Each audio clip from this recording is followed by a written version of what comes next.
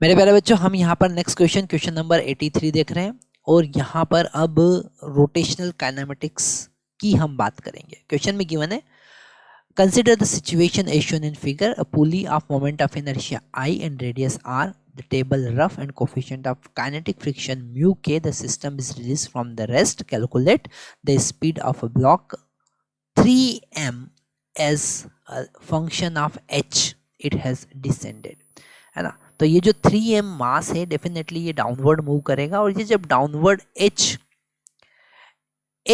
Distance move करेगा तो हमको स्पीड फाइंड करना है। Okay, calculate the speed of block 3m, इस 3m का स्पीड हमको कैलकुलेट करना है। यहाँ पर फ्रिक्शन फोर्स पीछे की तरफ लग रहा है F।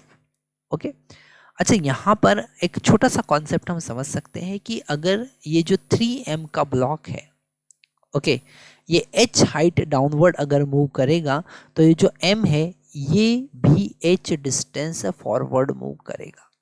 तो यहाँ पर वर्क डन बाय फ्रिक्शन जो होगा वो -F इंटू एच होगा और F का वैल्यू क्या होगा? F का वैल्यू फ्रिक्शन फोर्स मतलब mu k into m g into h. तो यहाँ हमने फाइंड किया work done by friction.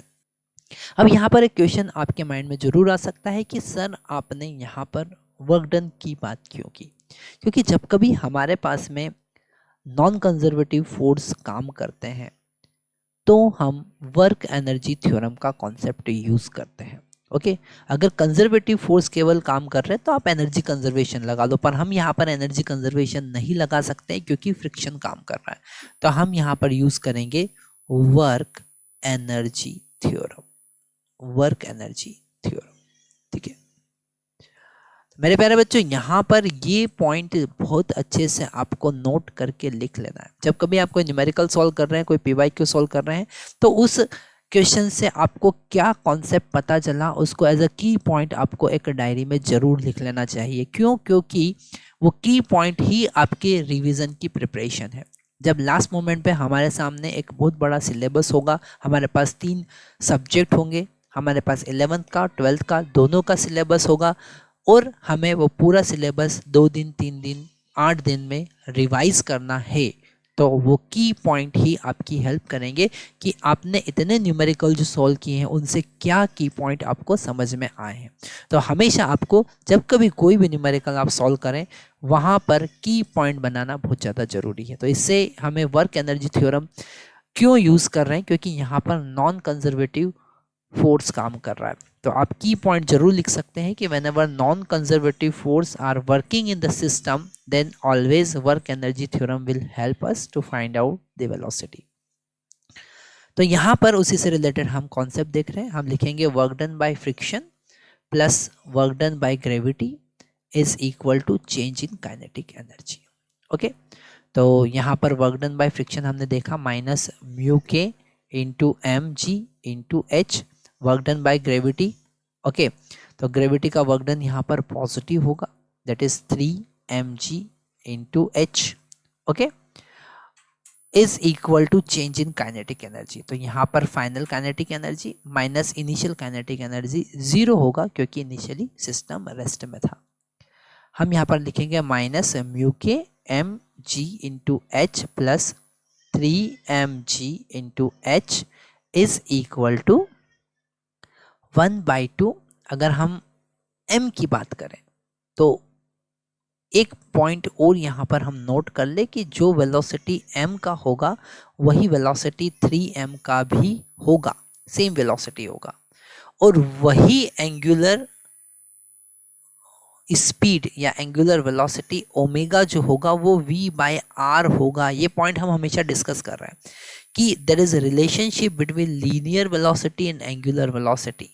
Okay, और यहाँ पर वो जो स्ट्रिंग है वो उस पुली के ऊपर स्लिप नहीं कर रही है, इसलिए देयर इज नो स्लिपिंग, इसलिए v is equal to omega r होगा। Whatever the tangential velocity of pulley at the rim, same velocity will be of string and same velocity will be of blocks।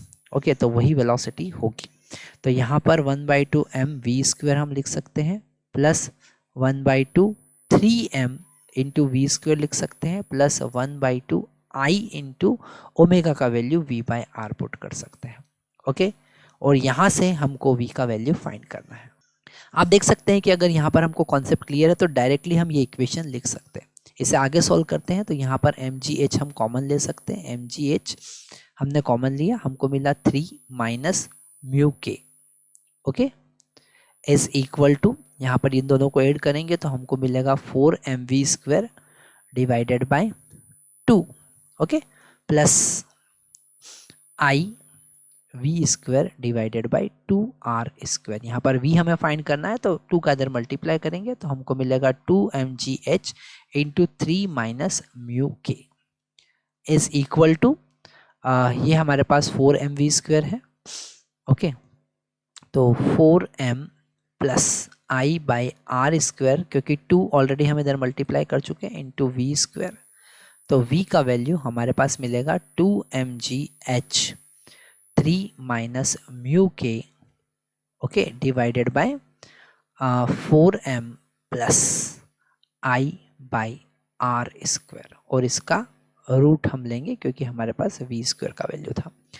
अच्छा, यहाँ पर आप देख सकते हैं कि वैसे इन्होंने स्मॉल r लिखा है, हमने यहाँ पर कैपिटल R लिखा है, वो एक ही बात है, आप स्मॉल या कैपिटल यूज़ कर सकते हैं, हमें कॉन्सेप्ट क्लियर होना चाहिए।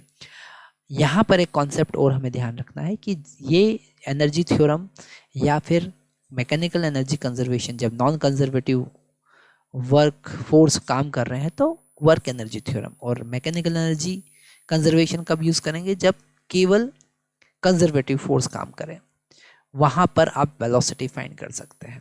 Okay, thank you very much.